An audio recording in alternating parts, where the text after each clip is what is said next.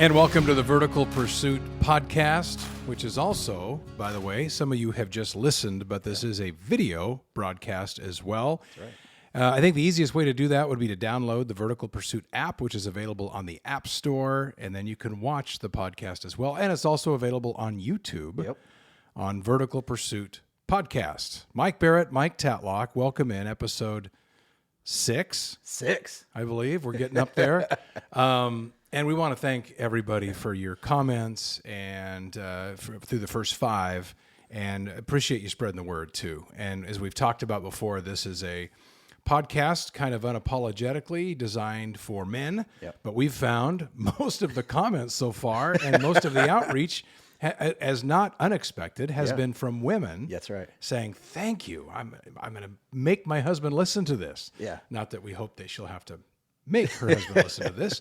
But we found that it is kind of hit a sweet spot, I think, and something kind of necessary for men today. And we're going to get into some of that today. Yeah. Well, and I think you're right. It's funny. I mean, 5 episodes in, and we have so many women responding, saying, thank you. Even women are saying, I'm sitting down, listening or watching with my husband. Right. And we knew that reaching men, we would also be reaching women. And that's what we're all about. Right. And we've also had a lot of comments, a lot of questions about some of the sweet gear that you picked out. And so we're working on a Vertical Pursuit store. So stay tuned. That is coming up. Something that you said a couple of weeks ago, and we'll dive into the topic for this episode. We've talked a lot about isolation, and I've got a story in a little bit that is the ugly side of isolation. But I heard you say something, I think when you were preaching a couple of weeks ago at church, talking about successful people and how many times you've heard somebody say when being honored, or maybe at a retirement dinner, or even somebody who's speaking at their wedding, say, I'm only here because I was surrounded by great people. And oftentimes people do give that credit at those times, but it got me thinking about, as we think about isolation and as we talk about isolation, I talk to so many guys about isolation. But when you hear that so much, especially from successful people that say, got to give credit to those around me. Yeah. And we hear it in sports all the time, of course, because that's so focused on team, but it transfers to life, and it's applicable to so many things these days that can lead to self-destruction, is how to bust out of isolation. Yeah. That's the thing. I think when we talk to men, what we hear, most often than not, guys are lonely and isolated. And we know this, that when you're isolated and you're lonely, that everything you struggle with is amplified 1,000 more times. And so when you're by yourself and we all got our stuff that we're working through. We're trying to figure out marriage, trying to figure out parenting, trying to figure out job stuff. You got all these pressures on us, and trying to go alone. This Lone Ranger mentality doesn't work. And I've just seen over the years that even successful people, they will tell you that the key to their success was those they were surrounded with. But that's actually pretty rare. Oftentimes the most successful, you and I have been hanging out over the years with a lot of professional athletes. What both of us have done as a chaplain, you as a broadcaster, we both know behind the curtain, the inner circles, that some of the most known people aren't really known. Some of the most famous people are the most lonely people. Like they say, it's lonely at the top. And you can be on, everybody's tweeting about you, everybody's following. You can have 1 million Instagram followers and not really have community, not have relationships. And so it doesn't matter how popular you are, or maybe you're someone that's just flying under the radar of life. You're just kind of waking up in the morning, trying to do your job. Men are lonely. And that's something we got to press into. It's funny you say that.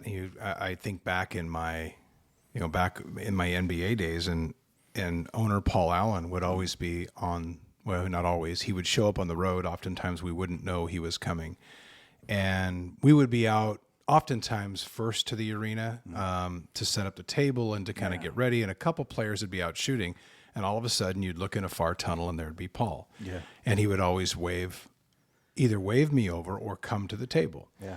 And I would always begin the conversation about music, travel, space, something that interested him outside of this, because I think all he got hit with was questions about the NBA.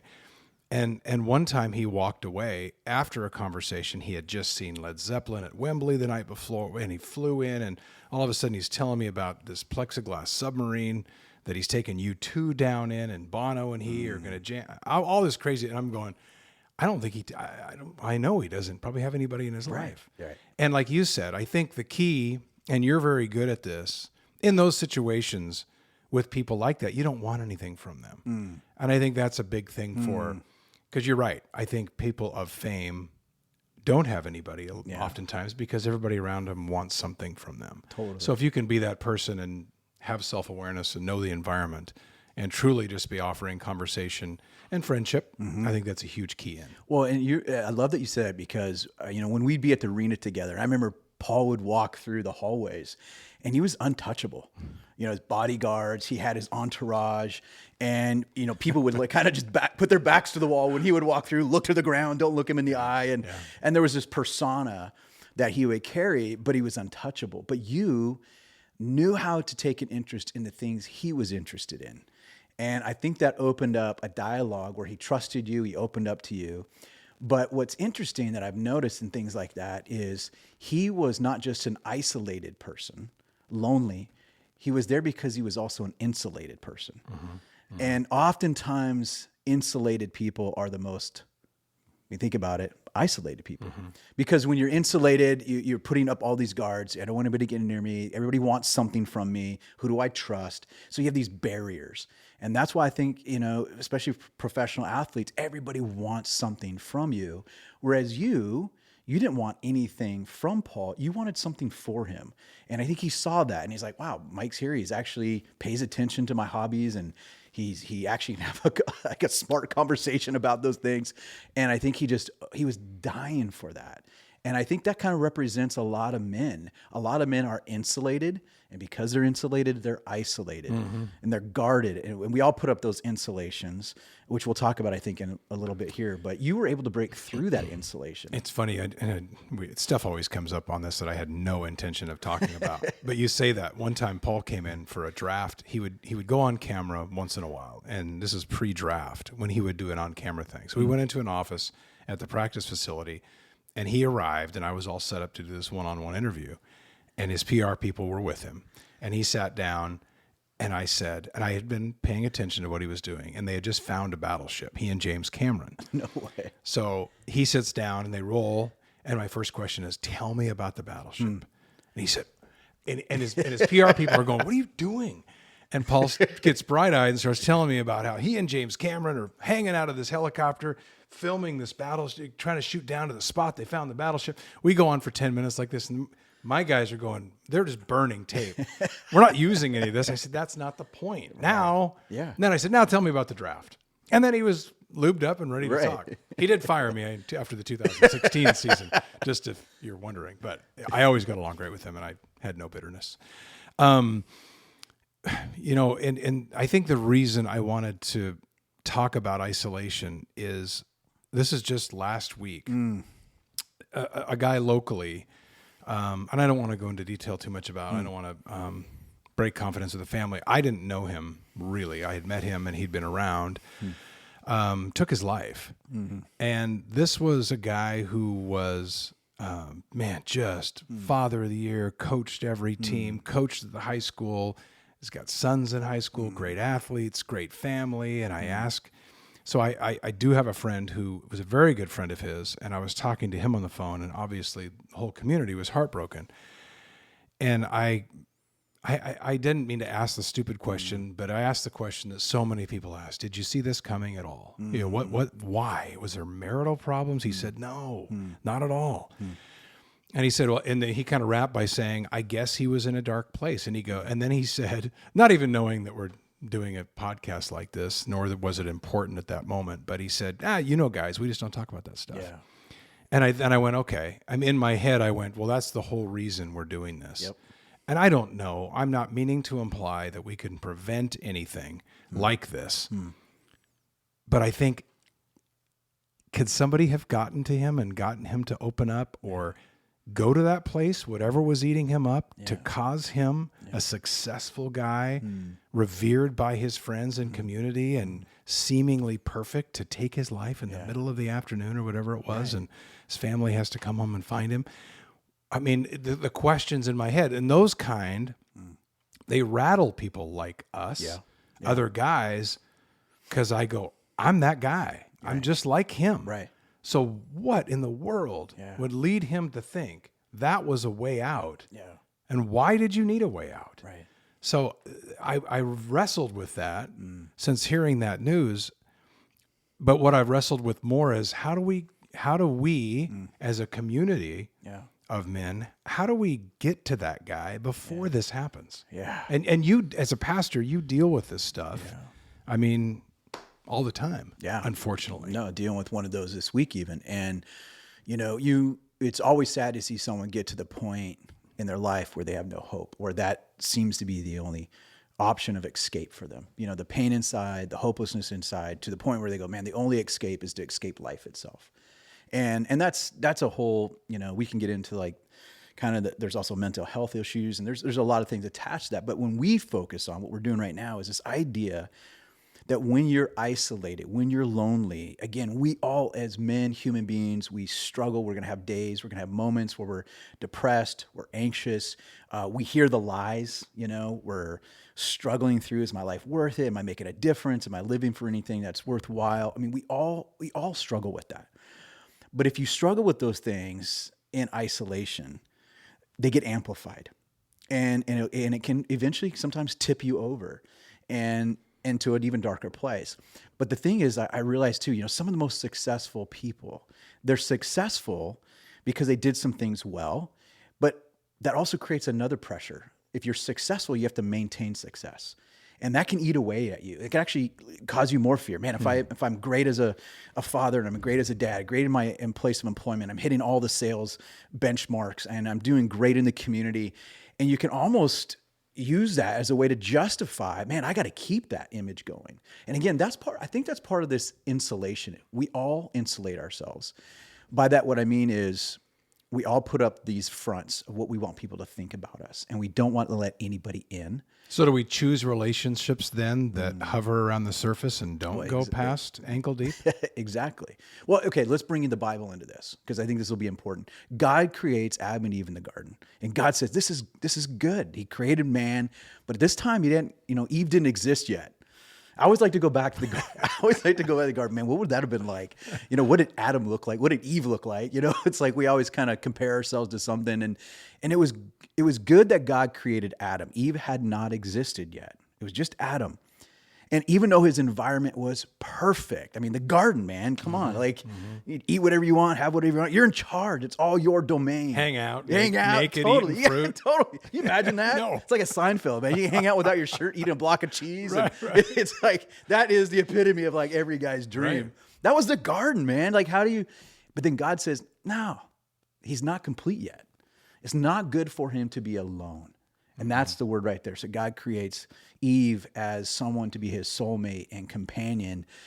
And then what's interesting is the Bible says that before sin happened and all that, the brokenness of the world, it says they were naked and there was no shame. And a lot of us as dudes, we go, man, yeah, I love the naked part. Like, what would that look like in the garden? Me and walking around naked, that's what makes Eve even better, right? That's what we think as dudes. Right. But the best part of that is it's not just when it says they're naked and no shame. Think about the idea of naked. It's not just physical. It's the idea of being like exposed, really. Yeah. And that's where this insulation thing comes back in. Doesn't it use the word naked like 7 times or something? Yeah. I heard it re-emphasizes sermon by that. Donald Miller one Yeah. time when he talked about how many times it says that and why it says that, and you're getting to that. Right. But I think being naked is the idea of vulnerability. But it says they were naked and no shame.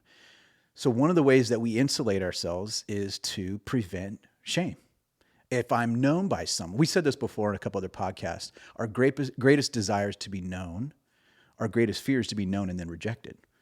And so one of the barriers to us being in community, being known, is managing the fear of rejection. A lot of men fear, probably one of the number one fears is fear of rejection. If that's what drives us, we will never open our lives up. We'll never be known, and therefore we're isolated. And then we put up those insulations to maintain the fear of being rejected. So is there pride then that comes? I mean, I was thinking about this morning when I was looking over. Well, I mean, I was thinking about, I hate this topic of suicide, but men are 4 times more likely to commit suicide than women. 4 times more. Yeah. The highest rate of suicide is middle-aged white men, 40 to 60. And white males accounted for over 70% of the suicide deaths last year. Wow, 70%. 70% white males. Yeah. Well, I don't know why that is, but I started thinking about reasons, and I'm kind of, I know myself, and I know how prideful I can get. Thankfully, I've got a lot of great guys in my life, but then I think about the guys that don't. And as you said, to go back to and I love, being known and being rejected. So then, whereas pride comes into it, then do you just allow yourself to be known a little bit? Right. And then just for fear that if they know this, they're not going to like me anymore. Right. And I got to be the only guy who thinks the way I do. I got to be the only guy whose wife thinks this or who's screwed up in this way. Yeah. And then the hope is, we had Jeff Walsh on earlier in an earlier podcast, I think episode 2. You get slapped with perspective at some point. He certainly did. I did. I joked around a minute ago getting fired. And the joke of that was, not the joke, the reality was, and I wasn't in a bad state then, nor was I doing anything wrong. I was praying for perspective at that time. Because I was in a point in my life where I'm alone, spending a lot of time in a hotel room. Yeah. NBA life, you're alone a lot. Everybody go, oh, you're out traveling with a team. No, you're in a hotel room most of the time by yourself. Right. Unless you force out of it. So I guess back to the pride thing again. Is that what keeps, is that the struggle for men? Oh, absolutely. I think it's a big part of it. I mean, and there's something about the American mindset of the kind of, I don't need anybody, and this is total BS for men today. We have bought into an unhealthy masculinity that says, I don't need anybody. I can do this all on my own. Almost like we think somehow we've adopted this idea that if I need somebody, that's a weakness. We got to get over that. That's a pride thing. The reality is we need other men in our lives. And I think I'll press in on something even deeper. I think in our Western masculinity, we create this homophobia. And where I'm going with that is, when I went to Rwanda in 2005 for the first time, I'm walking down the street and we're having this, a country that went through a genocide. And all of a sudden, these guys from Rwanda walk up and start holding my hand, and they're walking down the street with me. Could you imagine if all of a sudden we're just walking in and you just grab some guy's hand and start you're freaking out, right? Yeah. And I think when the Bible talks about how we express love, there's 3 main ways the Bible talks about that. There's a thing called agape love. This is Greek language. And that's God's unconditional love. We all want to be loved with no strings attached. That's God's love for us. Then it talks about eros love, which is sexual love, which most guys are like, let's talk about that one, right? Coming up in our next podcast. That should be our next podcast. Absolutely. And all of those are important ways. But the one I think that doesn't get talked about the most is phileo love, Philadelphia love. It's brotherly love. What does it look like for men to actually express love for each other? And you can't love someone unless you're known by them. And so again, pride says, I don't need anybody. That's BS. Yes, you do. We all need other men in our lives. We got to let that guard down. We got to open up. And it takes risk. But you'll never be known. You'll never have that depth of relationship unless you take that risk to be known.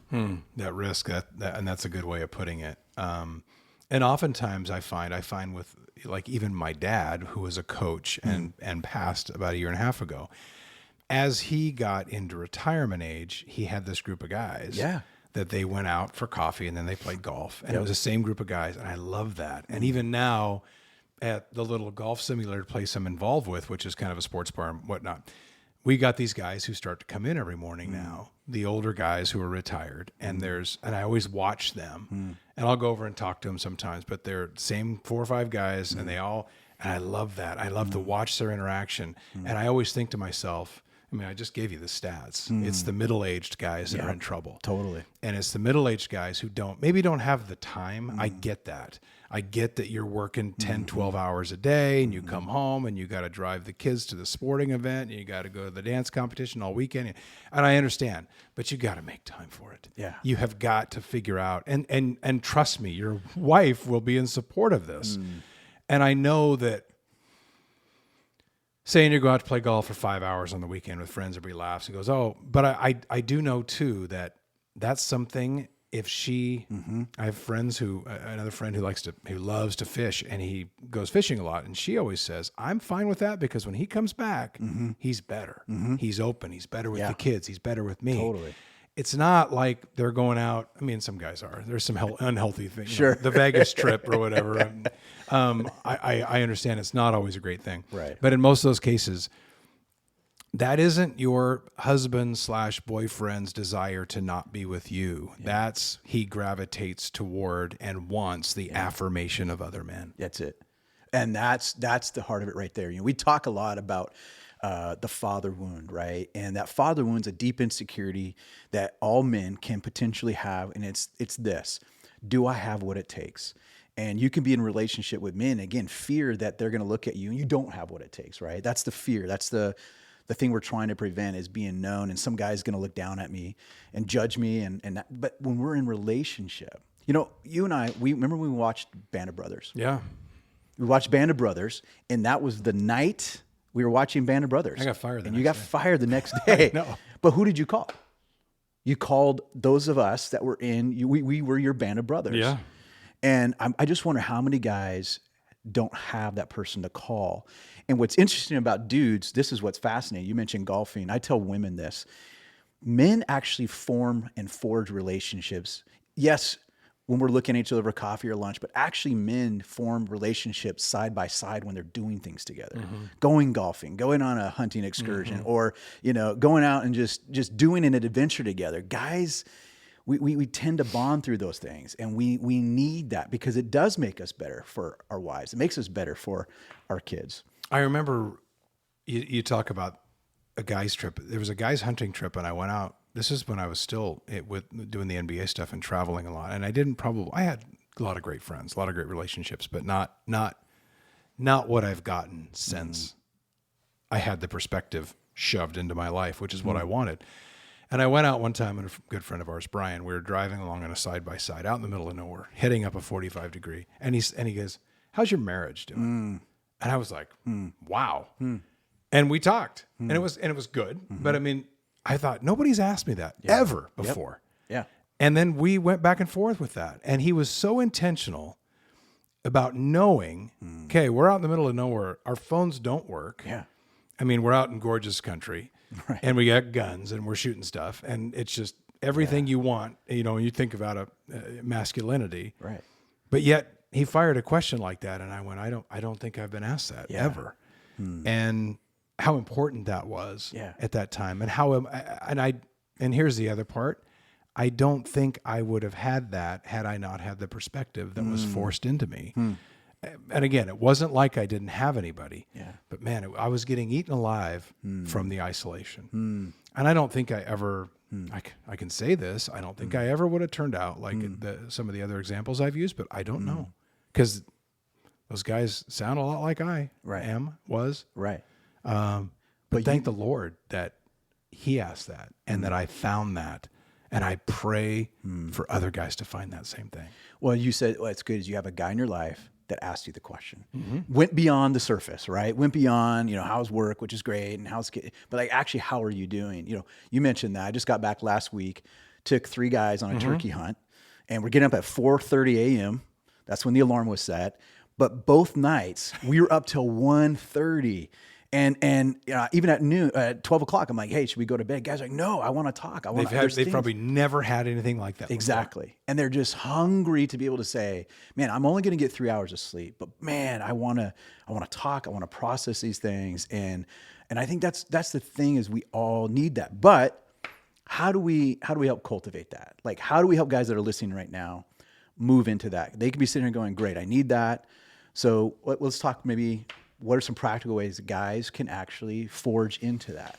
Well, I think number one, I mean, and you and I are both communicators, and I think words come easy to us. That's why you're a pastor, and I did what I used to do, and I still, to some degree, do a little bit of that stuff. But stuff comes out easy, and to some people, it doesn't as much.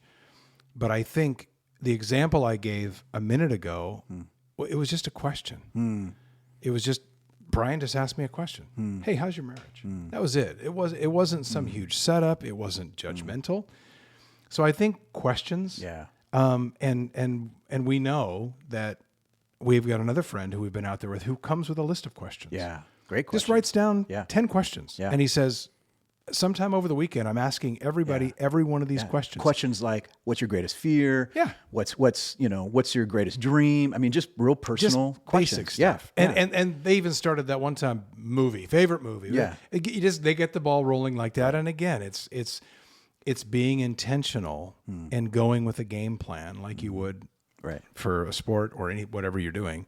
And that part dumbs it down a little bit for those who don't have that ability to maybe come up with some biblical, big, deep question. It's just the little stuff that starts it off. And I notice after that, you're not going to have anybody who reacts badly to that. No. I don't think. No. And then you can take further steps and get deeper and deeper. Yeah. It reminds me too of how even Jesus, because I always come back to him as an example. Here's Jesus, fully God, but he's fully man. And Jesus in his darkest hour, he actually looked at his disciples and he's like, I don't even call you my servants anymore. I actually call you my friends. Yeah. Jesus used that language, right? But then right before he goes to the garden, his last night before his crucifixion, this passage of scripture just burns into my heart. Jesus looked at his disciples, and he had 3 guys especially that were like his tight inner circle. And he looked at them and said, hey, this is my dark hour. Come be with me. Come pray with me. And so they go up, and here's Jesus sweating blood, anxious, right? He's going through his dark moment. He asked his buddies, like, be here with me. And then they sleep on the job, right? And he wakes them up. He's like, no, I need you right now. Like, be praying for me. His eagerness, his urgency, if Jesus needed other men in his life, how much more do we? But I think there was an honest humility that Jesus had where he invited guys. He was honest. Like, I think for me, how do we practically do that? Guys that are listening right now, you got to open your life up and invite guys. Like, get past the pride, get past the ego, get past the insulation and say, hey, I'm actually going to go out. I'm going to find a guy or two. Could be a coworker, could be somebody from my neighborhood, whatever. And I'm going to say, hey, I'm going to ask you, I'm going to invite you. Would you spend time with me? I mean, I think guys got to just invite others in, be honest and say, hey, I need someone in my life. Would you be willing to be a part of that? Like, just put that on the table. It requires risk, but if you risk nothing, you'll gain nothing. And I love that you set that up because the Great Commission is what I want to talk about in our next podcast. So it was kind of a perfect segue.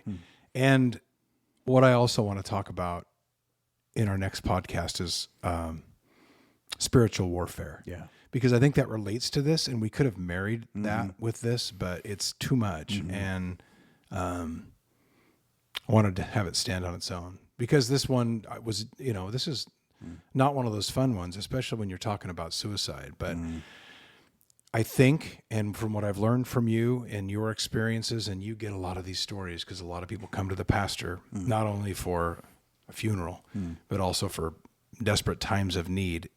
It's that piece of isolation, and how do we bust out of that isolation? That's it. Yep.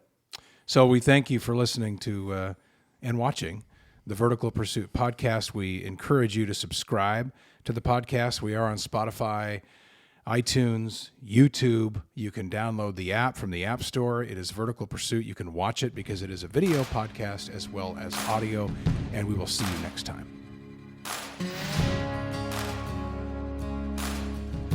We invite you to subscribe to our podcast, comment, or message us, and check out our website at verticalpursuit.org. Download the VP app and check us out on Instagram, Twitter, and Facebook.